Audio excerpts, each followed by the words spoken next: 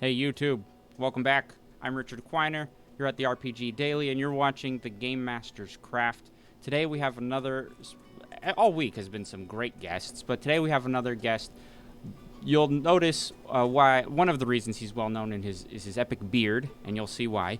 This is Keith Healy from Fire.and.dice on Instagram.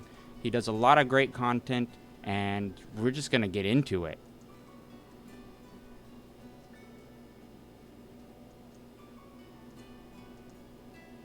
Still learning the software. It's giving me problems. All right. Keith, welcome to the show. Thank you for taking the time and coming online to chat with me. I know you're in the East Coast, so it's getting later over there, probably around dinner time, I assume. But I appreciate you taking the time. Before we jump into things, why don't you tell the people what is it you do and what is your kind of passion in tabletop role-playing games? All right. Well, first of all, thanks for having me on, Richard. I appreciate it.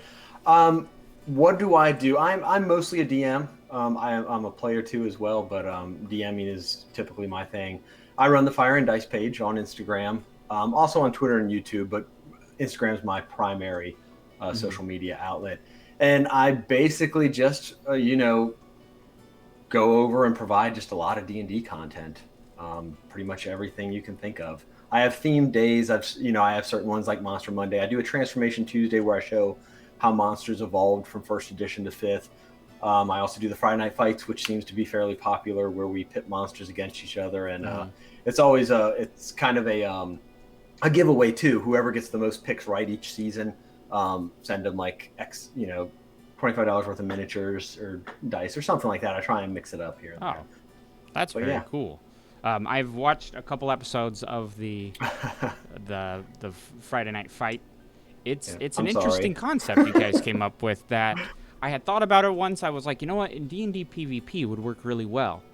Because you don't really need a dungeon master. You can have one, but it's not necessary. But then you guys started coming out with these monsters, and what inspired you to do that? What made that kind of click in your head as like, that's a good idea? Well, really, what kind of really spawned it, and it goes way back when I was a kid and first started playing D&D. I didn't have a lot of friends who played. My brother, who's 4 years older, got me into it. So a lot of times it would just be me, and I actually would just literally play D&D by myself. I would be the DM and run multiple players. And, you can imagine how much fun that would have been as a 11, 12-year-old. But then I would fight. I would make characters like at 18th, 20th level, whatever, and try and I loved Deities and Demigods, that book.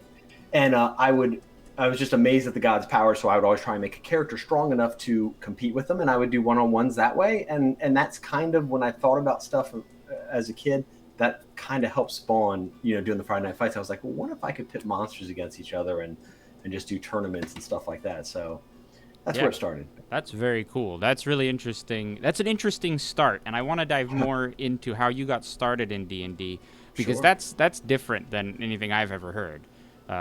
So how long ago did you start playing? What was the beginning of your D&D life like? And then from there, we'll build on other questions. Sure. So I started basically when first edition AD&D was at its height. I started in the early mid 80s. Again, my brother was 4 years older than me. So he was probably about, I'd say 13, 14 at the time. And I was about 9 or 10. And I would play with him and his friends. And that's how I got started. Simple as that. I had a couple friends who would play every once in a while with me. Yeah, but it was tough because we mostly were kids who played outside sports, all that kind of stuff. So maybe at night I could get them to play a little bit. But then, when I had nothing to do on a weekend and it was just me, I literally would play D&D by myself. I would DM it. I would create a few players and run them through. And I think that, and we can talk about this later if you want, but metagaming, that's where I think at an early age, I really learned how not to metagame, because I really had to separate players from the DM, because I was doing it all, and I really had to make them make their own decisions based on information. So I really learned how not to metagame at an early age. So that was handy. Which that's a really good skill for anyone to have in the game, is being able to make that separation. And from then, when did you start running games for like larger groups and really getting into that? So I would run for just a couple of friends here and there, but it's actually it's a funny story to me, but my first big DM session, I was so excited for. I was 15. My sister, who was 2 years older than me, 17, and she had a bunch of friends. Her boyfriend and a bunch of his friends wanted to play D&D, and they had never played before. So most of them were 17, 18-year-olds. So me, as a nerd, very, very low in confidence at that age. But this was my my wheelhouse. This was D&D, what I love. So I was so excited. They wanted me to come to a get together they were having and run a game for them. Long story short, I don't want to throw my sister under the bus, but all her boyfriend and all their friends, they like to drink and smoke weed and everything. So imagine as an adult trying to run a game for about 7 or 8 17, 18-year-olds that are high and drinking. It'd be pretty tough. Now try that as a 15-year-old. It did not go well. Yeah, I ran actually Keep on the Borderlands. If you remember that one from first edition. I'm not too familiar with first edition, actually. So okay. Feel free Goodman to elaborate. Games actually. I'm sorry. Go ahead. I said, feel free to elaborate on that. Oh well, it's just one of the I think B2 module. It was one of the earlier ones in first edition, and Goodman Games actually brought it back out for fifth edition, which I was so excited about. I got it, and I'm actually started before Corona hit. I started running it for a group of kids to try and get them interested and started. One of them being my middle son. Okay, nice. Yeah. So you got started. That sounds like a rough start. It was. How did you overcome that? Well, I mean, it just was the circumstances. Not much I could do in that situation. We ran it. I remember just trying to corral them over and over again and get them to focus and stuff like that. But it didn't end well. But I just loved the game so much. I continued to play. Nice. And here you are, years later, still running games, getting your children involved, which is awesome. And now creating content and coming up with things. Diving back to that metagame moment, I want to get your tips for players. Like, we all know, we can say this as much as we want. Don't mix player knowledge versus character knowledge. Don't mix those together. And it's easier said than done, right? It's easy to say, oh, I'm not. But then in reality, if you're sitting there, thinking about certain tricks or things about someone else's character that you don't know, everyone goes through it. Since you had such an interesting method of playing the game at a young age, you said you got really good at that. What were some of the tricks you learned or put into practice at that age that perhaps players could use nowadays to get out of their metagaming mind? The big thing I do, and like you said, it's easier said than done, is really, truly, you have to separate yourself from the player.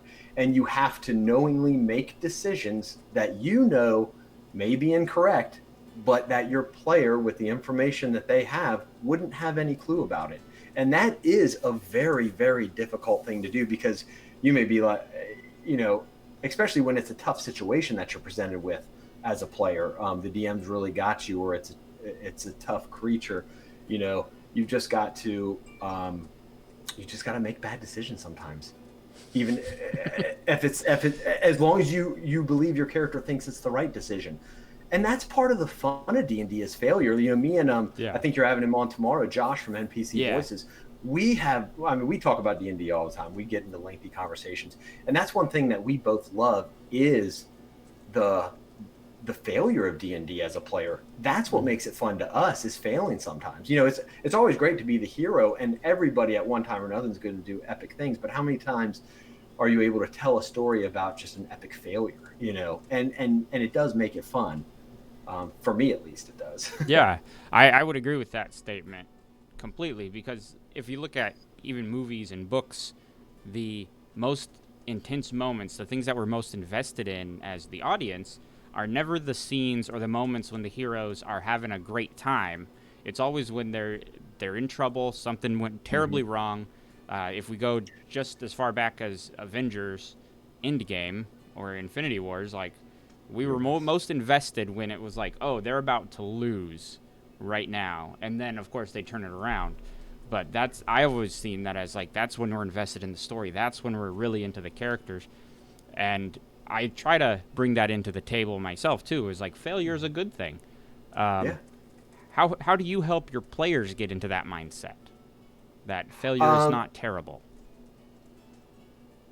Well, part of it as a DM, I think, to teach, to help guide them and help show them that, like you said, failure is not the end of the world, is depending on what they're trying to do, you know, Mm-hmm. still try and keep it fun and give them opportunities as a group to overcome that failure, to where one person's failure may be an opportunity for another player to shine, so Yeah. when they come together in full circle like that, that makes it better, because then the other player or two at the table is given this moment to where they can lift this person up, or just help them out in some way. So when you make it a situation where players can help each other, then that failure becomes a success for another. Yeah, that's a good point of kind of using that to build the team community of the Mm-hmm. game, which I know is another challenge a lot of new DMs go through early Yes. on. The first time adventure party, you get a lot of that. Why am I working with these people? Why are we together? And you got to figure that out. So that's an interesting way to think Mm-hmm. about it, that failures can be good for other people as well and turn them Mm-hmm. into heroic moments. I like that. I like that. I'm gonna steal that and try to use it as much as I can in some of my games. Um, I wanna kind of build on that, and we're gonna shift gears for a little bit. Shift gears. Okay, sure. You make content of the Transformation Tuesday. I found it very fascinating to look at. Mm-hmm. What has been your favorite creature transformation since first edition? Oh, that's a good question. I don't even know if I have an answer for it. The good thing is that the creatures don't change a ton. I like the fact that they've kept them fairly the same. One of my favorites would have to be, um, hmm, you know what? We might have to come back to that question. I don't know. Well, because I'm trying to separate what's my favorite monsters against what's a favorite transformation, Right. Okay. of one, and how they've come. Um, maybe the purple worm might be one. Oh. Um, I like how that transformed. It seems. I think it's. I feel like it's gotten stronger along the line, Mm-hmm. and through fifth edition, and I feel like it should have gotten stronger. I like that idea, as it being just this huge monstrosity of a creature that lives beneath the earth. Obviously, you're not going to run into it very often, but yeah, I've always loved that one. Nice. That is interesting. I just got a package today. I did a giveaway a while back doing the classic creatures. So I just got a Mm-hmm. box of the classic creatures from WizKids, and Purple Worm is in there. And yeah, Oh, it's okay. neat. That package has like a lot of the older models, like the Demogorgon is the thing that looks like a bird, a monkey, Oh, yeah. and so it was really interesting kind of creature designs back then. Mm-hmm. I always enjoy going on and flipping through your transformation posts to see like, oh, this is what it looked like before. Mm-hmm. The Sturge is one. I don't know if you posted this, but I've seen the Sturge from like first edition, and it looked like a flying gnome bat thing. It's a Yeah. very strange creature design early on. That Yeah, first edition it actually had a lot of good art, but there were a couple where it almost seemed like the artist just gave up Yeah. on it. And I was like, okay, well that'll do. It's It good gives them enough, I room for guess. improvement over the Oh last yeah, 40 years. yeah. What was your favorite edition since you've been playing for so long? I have to honestly, fifth edition is. I mean, first edition will always hold a place in my heart because it's the one I started with, and I would say that's a close second. Mm-hmm. But fifth edition is so much fun, and I think it's because it's how it's made helped D&D make a comeback, how it's brought so many different people from so many different backgrounds into it. That ties in with social media as well, though. I'm able to I've played with three of my four kids. The other one is too young right now, Mm-hmm. but so it's just all that together. I play with my brother, the one who got me started. He's in my homebrew campaign that's been going. Him and my oldest son are both in it, so it's like coming full circle. When I sat down at the table the first time to DM, where it was my brother and two of my sons at the same table all at once, it was just this great moment that it come back full circle to where the person who brought me into it is sitting right there at the table along with my kids who I'm giving their first experience to. So fifth edition, because of the emotional aspect and just what it's done for D&D as a whole, is yeah, it's number one for me. All right. I also like fifth edition a lot more. I'm Yeah. not as old school in the game. I didn't get started until fifth edition was really, Mm-hmm. until it was going. So this has been my only real experience. I did play fourth edition a little bit, but Okay. We all know fourth edition kind of has a stigma, and it's not, Okay. it's not the easiest. Fifth edition just made everything so much easier. Right. Interesting thing you mentioned, playing with your children, and it sounds like you kind of have your younger children have to wait a little bit, but you said your oldest is in your homebrew game with your brother, and your middle hmm child, you had just started running a game for them, correct? Well, he actually when he was I started the homebrew. It's been about 2 years ago. So he played in the first couple sessions, but he was 10 going on 11. Mm-hmm. So it was hard to keep him interested when you had a Yeah. table because I have 8 players in that homebrew. Yeah, So so that keeping makes it him difficult. interested, yeah, it was kind of tough. And then with video games, so he kind of dipped out for a little while. Then he picked it back up. In February of this year, Oh, and okay. he's fallen in love with it. He's played in a couple different one shots. Now he's in a campaign that I'm running for a bunch of kids, which is Keep of the Borderlands that Goodman Games Mm-hmm. brought back. Um, it's too bad COVID hit because now he's kind of had to take a hiatus Yeah. on it. But he's ready to go as soon as we're able to start getting groups together again. Nice. So it's not it's all age.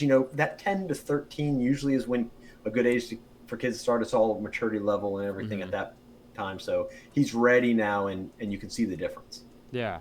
That's a very interesting. It actually brings me to a question. I've talked to a couple people about this already. Logan from Diem Screening and Jason from Critical hmm Dice all have DM'd for children or younger people. So my question about this is, how has you running games for children or teenagers impacted your methods in running games? Well, for kids, it definitely is different. I I encourage any DM to run for kids if you can. It's just their creativeness and their thought process is so different, you know, Mm-hmm. and it allows you as a DM to really just let go and just allow anything, Yeah. and it does help with that because sometimes when you're playing with a bunch of adults, sometimes you're like, okay, are you really wanting to do that, or how is this going to help? But with kids, it's easier to just say, guys, do whatever you want, because I don't want to discourage them. So try anything, suggest anything, be any Mm-hmm. character class combo, whatever the case may be. Just let them be free and let them enjoy themselves, because that's the biggest thing. If they have fun early on, you can get them hooked, Yeah. and then you can get more strict or whatever the case may be down the road. But getting them hooked, and so that has helped me as with the adult game Distill. Mm-hmm. Just let them do what they want, because it is the player's story. You hear a lot of people say that it is the player's story, and you're just helping guide them through this story and help them write this story. So um, let them do, let them try anything. Yeah, that is a good point. That the creativity of children will allow you to relax a little bit too. Um, Absolutely. Playing with adults who read the books, and then you get the rules lawyers going, and people who are min max their characters. It makes it can be stressful. I know sometimes to be like, okay, I have to give them a challenge, but I have to do so while keeping into account that they are extra optimized. Where a kid, you can just relax a hmm little bit, depending on the kid. I know some kids who would probably get a little crazy, uh, Oh yeah. but I like that idea. Like, so that's a tip, to the audience. Find some kids and run a D&D game. hmm Don't make them random kids, but maybe someone you know, and learn something from it about their creativity. That's Yeah. very cool. I did kind of warn you in the email. I had one question that I ask everybody, and your answer.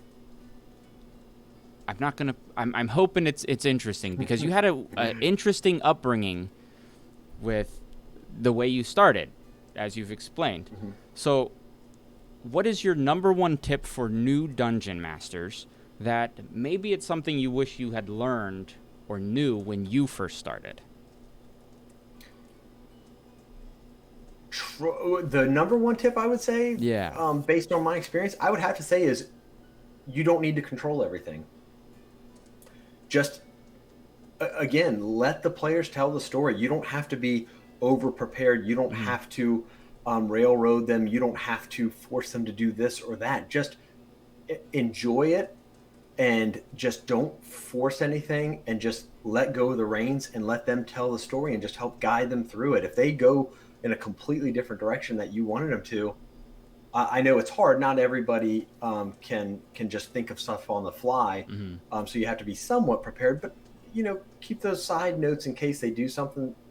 You can throw something at them. Maybe some type of an encounter. It doesn't have to be combat related, but it can be verbal. Get back on track. But just let go of the reins and just enjoy it, and let them enjoy the game, and let them tell the story. That's the big thing, I would say.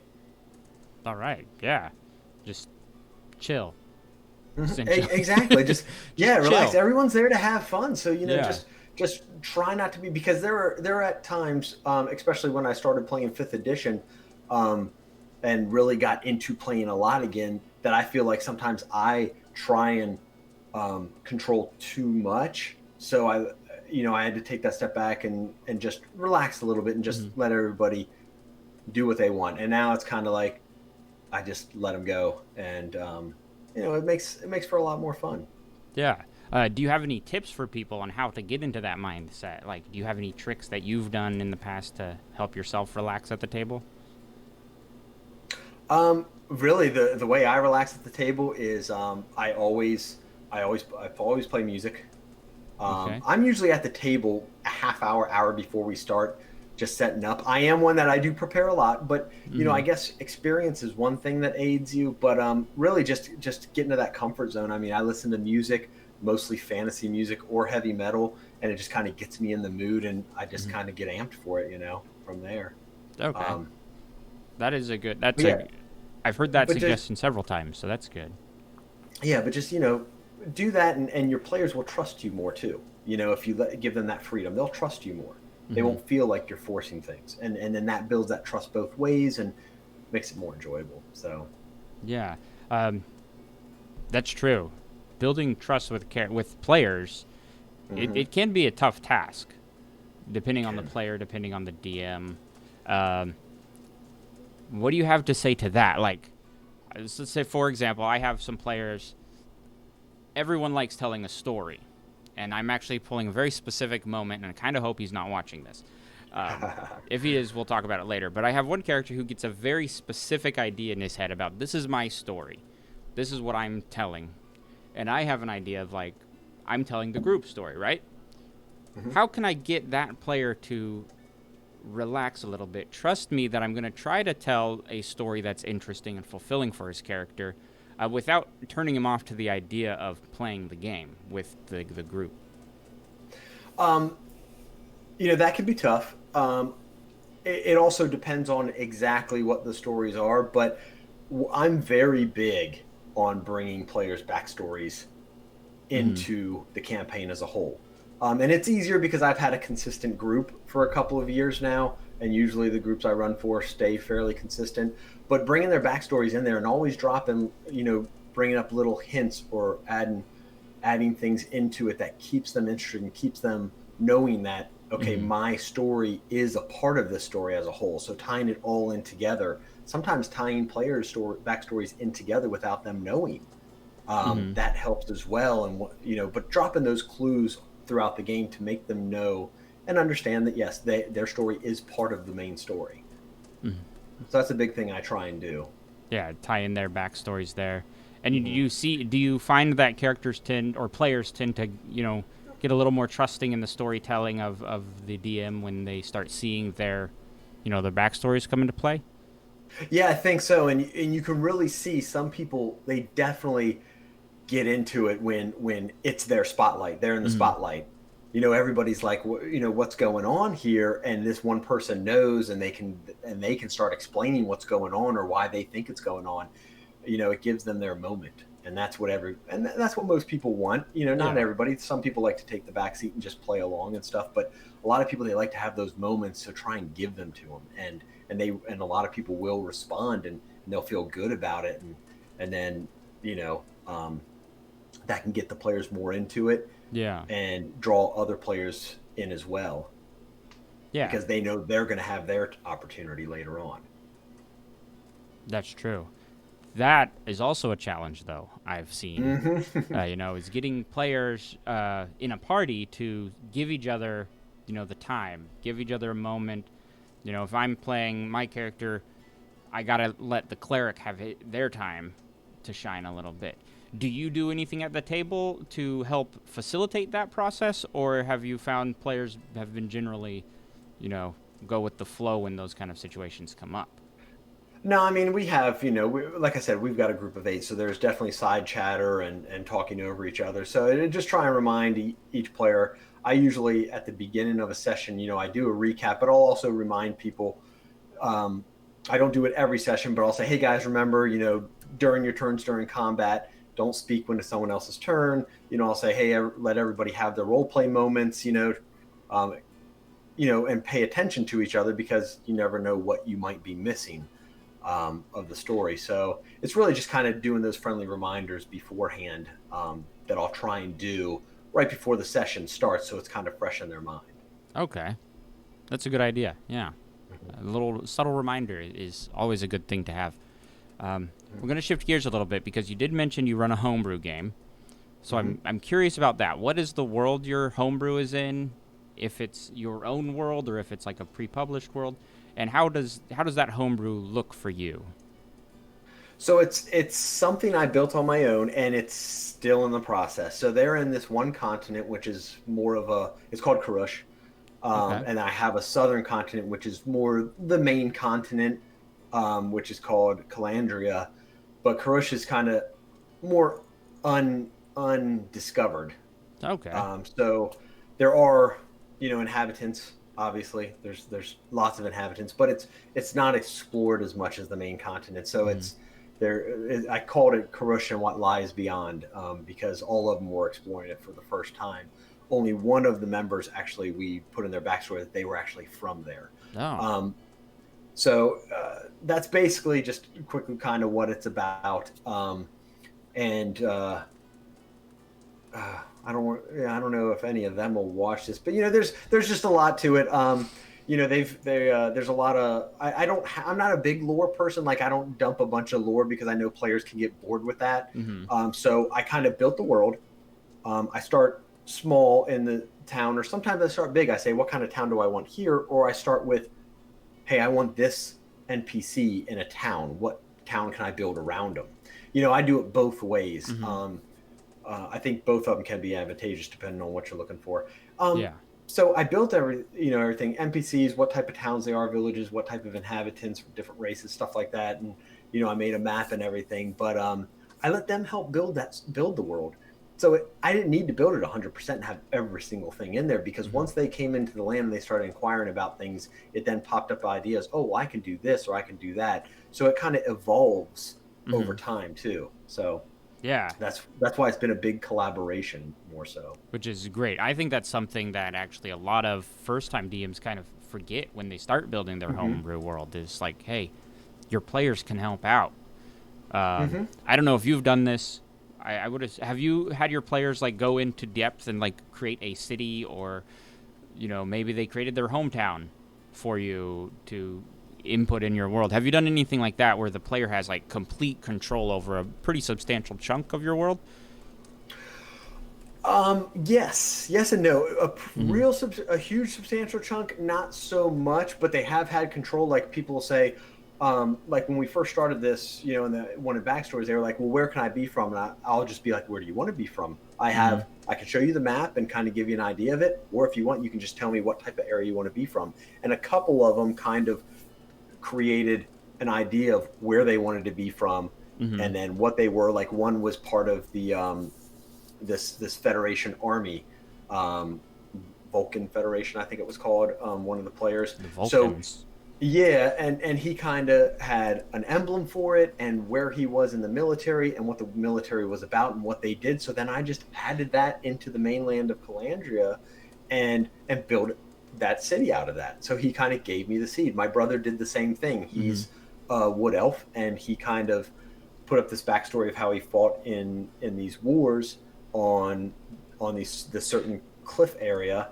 And so I kind of just made that in the southern part of that continent and just created that and then built it from there. So yeah, they definitely help out. They can add ideas, because I mean, you've DM'd and you've created stuff, so creating a whole world is tough. Oh yeah, it's so much So it work. always helps to get ideas from other people. And it's a great way to get the players more invested when you Mm-hmm. have a world and suddenly you're running the game and the players suddenly you're like, oh, you have to go to this town and it's one of the players' hometown that they helped create, and then their eyes light up and they're like, oh yeah, we're going to my hometown, and then they tell everyone about it, and then everyone gets Yeah. excited about that. It's a really great way to get the players invested without, Mm-hmm. and if they create their area or they create their army like your players did, and you have to interact with that army, they suddenly know everything about it, and you don't even have to do the work to get them interested. It's already done, and so Yeah. it ties into that kind of, less is more sometimes. I think when it comes to Mm-hmm. that.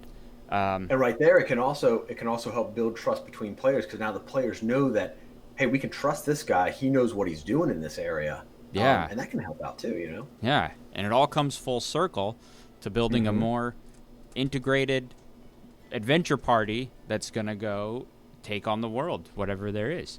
I like that. I haven't had my players do organizations yet.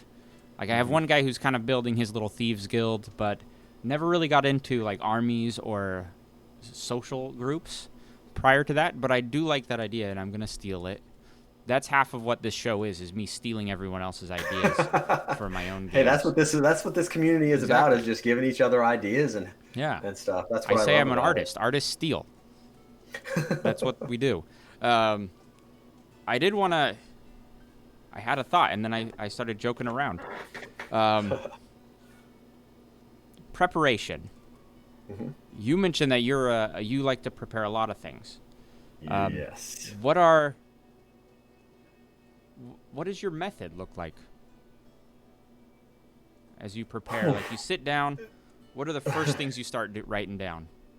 So, are we talking for just like a one shot or a campaign? We'll say a Because campaign session.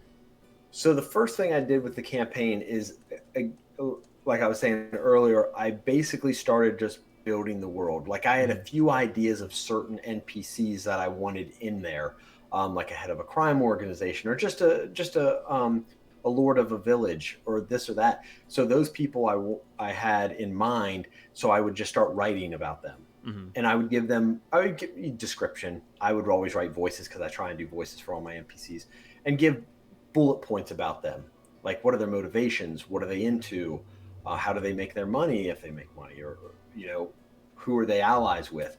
Start putting those bullet points down there and start building it. Then I would start building the town around it. Sometimes I would say, well, I want a barbarian village up in these northern Valhorn mountains, that I created. I want a barbarian tribe. So then I would make a village of barbarians, and then I'd create it. So that's where I create from big to small, and then vice versa. I create small, like that one person, into a big city, stuff like that. So Mm-hmm. yeah, that's basically how it goes. And I've been writing, and I still write and update things on the world. So I've been writing this thing for probably 2.5 years. Nice, 2.5 years. That's a good. Yeah, That's a good because I start. started probably about 6 months before we started this campaign. I started Mhm. putting it together. Nice. That is a good stepping stone, and so you've put in a lot of work, and you understand also though that sometimes players won't see that work. Yes. I know some DMs struggle with that. What do you try to remember to help you cope with that idea that players just won't sometimes see it? Um, just just tone down my expectations. I had one of my main guys, and he was in the port that they came in on their ship on when they first got to the land, and Mhm. he's one of the main crime lords in there.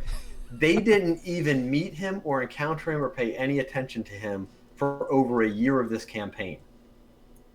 And I was just like, Wow. what in the world is going on? But again, let the players write the story. Eventually it did come into play. And there's other guys where I had this one certain village, and I didn't write too much about him at all. Description and maybe a couple jobs he might have for him. Mhm. But then they got so invested in this guy, they thought they didn't trust him. They thought he was dirty. So they they've plotted so much against this guy, and they actually are still in the process of wanting to kill him. So I had to be like, okay, I got to make more of a story for this guy. Well, they felt like they needed to liberate this whole town, and I'm like, that wasn't my intent with this guy. But then I let them go with that, so I turned him into that. They helped Yeah. write him into that. So then I was like, you know what? I'll make him into what they think he is, and I'll make him stronger than they think he is. That's going to take more time for them to actually confront him and stuff. So Yeah. yeah. That's really funny. I like that. When that kind of thing happened, Yeah. that's like a happy accident. Yeah, it is. When players latch onto Exactly. an NPC and you're like, oh, okay, let's go And here. they'll do that. Yeah. They'll latch on to something you don't expect, and then they'll ignore one of the biggest things sitting right there for a long time. So yeah, to answer your question, temper expectations. Yeah. That is really good. Building on NPCs though, NPC creation is another kind of bane of the dungeon master. You want to make something creative. You want to make something interesting. What are your methods? How do you make an NPC that is interesting to you? So motivation is a big thing, Mm-hmm. and why is he in the world, or she? So why is this NPC in the world, and what are their motivations? I think those are two big things. If you can't answer either of those questions, why do you have the NPC in there then? So you got to figure that out. Like with that crime lord, I knew exactly why I wanted him in there. He was running a certain business that isn't necessarily bad, but it's not Mm-hmm. necessarily good. It would depend on how things go. Mm-hmm. Um, and then what is his motivation? Why is he doing that? And I think that's one of the bigger keys with writing NPCs and figuring them out is what is their personal motivation. And especially with the bigger NPCs that are going to come into play, you really need to know that, because the players will interact with them. So you've got to know how that NPC is going to respond to them, Yeah. regardless of how with the player's demeanor towards them. You've got to know how they're going to react, and that is based on their motivations and what they're looking for. Mm-hmm. So that's a big thing with me is the NPC motivation. That's a really good way to think of things. A lot of times we get kind of bogged down in the idea, just with the current climate of Dungeons and Dragons and it being Mm-hmm. a very public activity in a lot of instances with live streams and everything. A lot of DMs will get bogged down in like, oh, I got to come up with a voice. I got to come up with a really cool Mm-hmm. name. My players will attest. Every time I try to do a voice, it all ends up sounding the same. So I have like 20 NPCs that all talk in the exact same accent. But trying to make that difference, the motivation, like you said, I think that's probably the best thing you can come up with for NPCs to make them truly Yeah. interesting. Yeah. And the sound of the voice isn't always the biggest deal. Sometimes I feel like it's their demeanor and the way they say it. Yeah. So you can use the same voice for every NPC. I'm not the greatest voice actor in the world. I'm far from it, but it's tone, Mm-hmm. cadence, all those things can completely change the attitude of an NPC, even with using the same voice, even with using your own voice. Yeah. Just change those things. And that can just bring life into it and make the character interesting. Yes, yes, Um, absolutely. so, what is your favorite NPC you've ever created? Uh, hmm. Oh, well, it's funny because he's actually become. He's one of my PCs. It's a player, but I hadn't gotten to use him. So he's a satyr bard, Chadley Lamont Buttercup. I created him, and I've been wanting to use him in a campaign so bad for so long. But I wasn't a player at all, so I Mm-hmm. decided, you know what, I'm just going to put him as one of the fey creatures in my world, and have them encounter him. So he's probably my favorite. And then, of course, I finally started to get into play him too now. So Nice. he's got to be my favorite. That is one of the plights of DMs. Is once you get good, Yes. or once you start, then you never join a game as a player ever again. You're just always Right. DMing all the time, which is why I, started this channel. I'm like, hey, learn to DM, so then I can Hmm. play in games, and not just DM all the time. Exactly. Yeah, that's really cool. And congratulations on getting to use him finally. I'm sitting on about Yeah. 4 that I don't touch. Right. So And that that's a happens. big accomplishment, getting to use your character. We Hmm. do have a question Sure. in the chat. Actually, some of my players showed up in the chat today. Anyways, and some of yours, it seems. or people who are familiar to you. This is from Say an Underdog in Okay. the Yep. chat. They are asking, how do you keep yourself organized when you are creating a homebrew world? That's a very good question. And I don't know. Let me see something here. I Yeah, don't because know this if I can go have into it. tools. This could go into like mindset I and just organization methods. Yeah, I was looking for my books. I thought I had them right here, but I basically use Google Docs and just Word documents. So I have two binders. So when I write stuff, I kind of organize it. I start off with the name of the town. Like let's say Mm-hmm. I'm creating towns, name of the town. I talk about, and then I just have the same basic things for every town, like government, military, um, income, how the town makes their income, and just what type of town it is, and then I'll build it from there. So I have tabs and I have two huge binders and tabs for every city.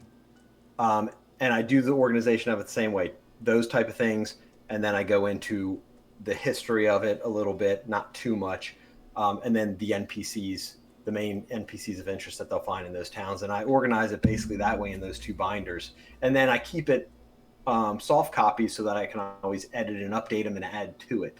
Mm-hmm. So that's basically how I keep organized. So you keep a digital file and a physical copy.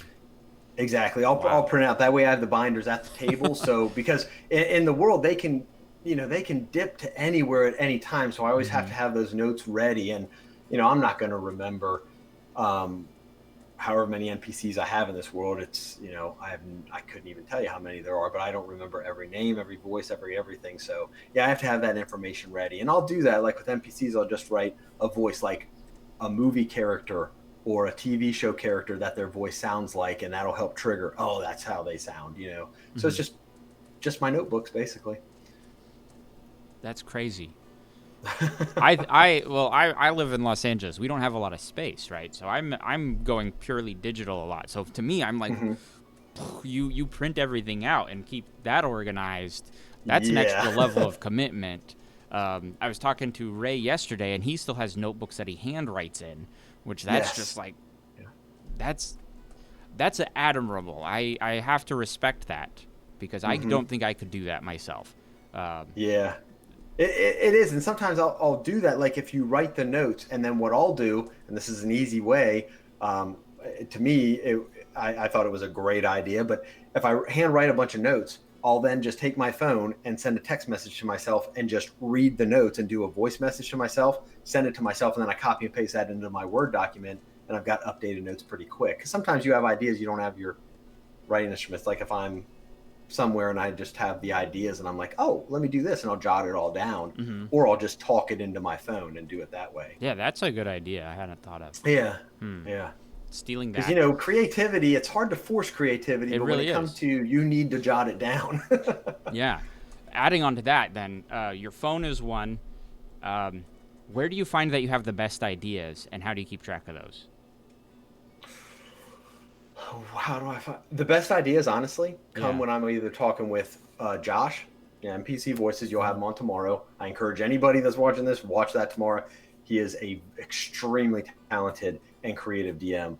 The other one is conversations with my girlfriend, which is she's on Instagram too. She was just a little nerd, and now she changed her name to Lily Sparks. Mm-hmm. Um, Having conversations with those two, and I encourage just have conversations with people. We talk D&D so much, and they're like the exact opposites of me. Mm-hmm. They're both, I think they're both more, I'm more the technical, literal Uh-huh. side. I'm good at math, that type of stuff. They're more just the fly by the seat of their pants creative people. So having conversations with people who are opposites of you in that way, in the way you think, is a great way to come up with ideas. They give me so many thoughts. Like Lily was talking about a campaign she wanted to run, a one shot, not a campaign. And she was just talking about having all the Eladrin, a summer, a spring, and fall and winter, and she was trying to figure out how to tie it together.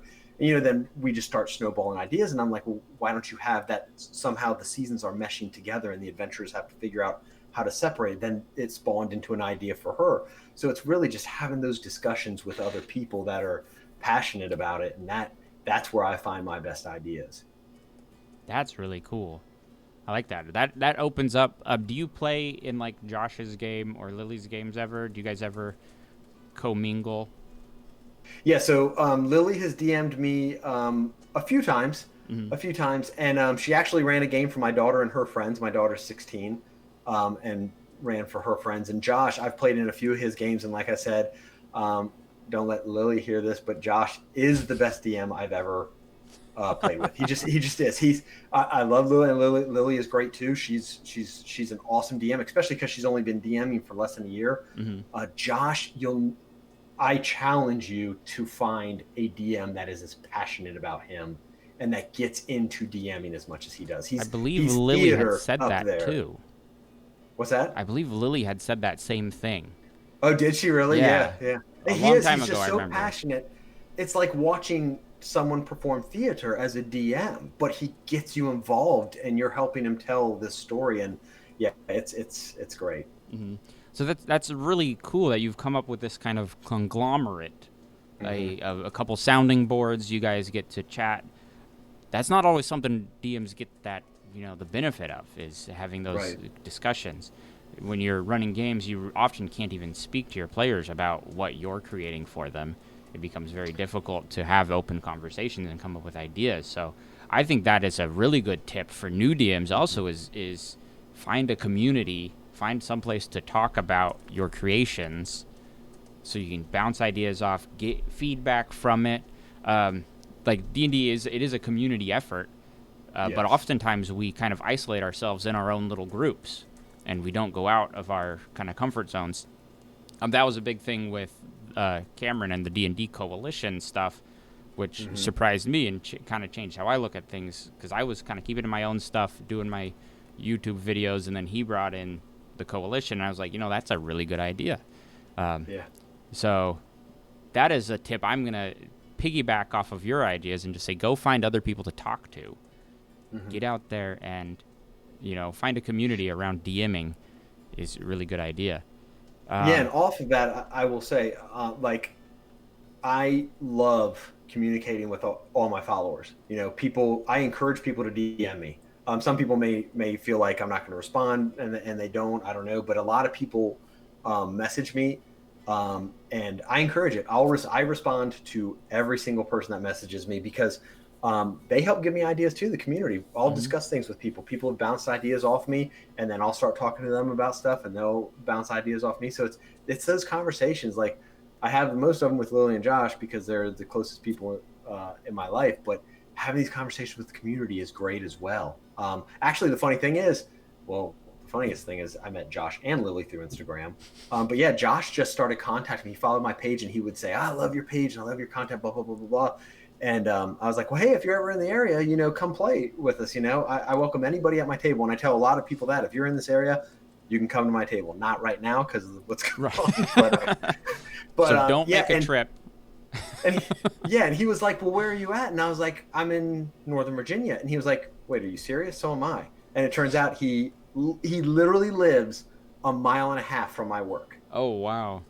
Yeah, so he came down and he started doing the Friday night fights for me. And then when I had a player leave the main campaign, I slid him in, and yeah, that's all she Wow, wrote. it's a small world Yeah, when you it can start be. breaking it down.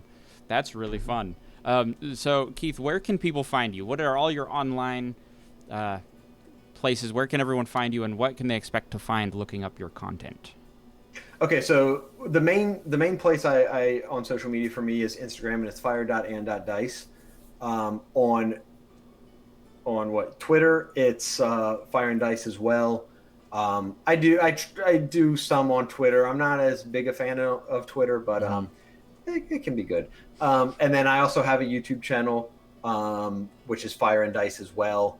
Post the videos of the Friday night fights and do some videos with Josh. I've done some with Lily and just sit down and talk about D&D and stuff like that. A lot of DM tips, things like that. We do fun, silly videos too as well. But those are the main three things. But the main thing is again Instagram, and Hmm. that again I post. I have theme days. Sunday I do spells. Mondays is monsters. Tuesday Transformation Tuesday. Wednesday I feature an artist from the community, and that's one of my favorite days. So if you're an artist out in the community, contact me. An artist or a creator. I love featuring people. I schedule them in. And every Wednesday I'll feature somebody and try and promote their page to get, more attention to all the talented people that are in this community, because there's a lot of them. So, Wow. and then, yeah, Friday is Friday Night Fights. And then Thursday and Saturday I kind of leave open to post whatever. Mm-hmm. Nice. So that is where everyone can find you. Links are going to be in the description, guys, so go check those out. He's everywhere. Just great stuff to look at. Keith, thank you so much for coming on the show and chatting with me. You gave me some good ideas, like I'm going to steal, and it was really eye-opening getting to know you a little bit, finding out your mindset. It's fun for me to find someone else who's also kind of mechanically inclined when it comes to games, because that's where I focus a lot of time on it, and I really have to push myself creatively. So it was fun talking to you and learning from your experience of playing by yourself as a child. You can learn a lot. Hey, I encourage everybody, run a game by yourself, even for an hour or two. Just make 3 characters, be the DM, be the players, and just that'll help. I think that'll really help some people out. It'll make you more comfortable with DMing. Yeah. But thank you, Richard. I really appreciate you inviting me on. No problem. Thank you. And for the viewers, thank you guys for watching. Subscribe to the channel. Go subscribe to Keith's channel. We're trying to just make this community, the world, a little bit smaller now that we're all stuck in our homes and we can't go anywhere half the time. So with that, thank you for watching.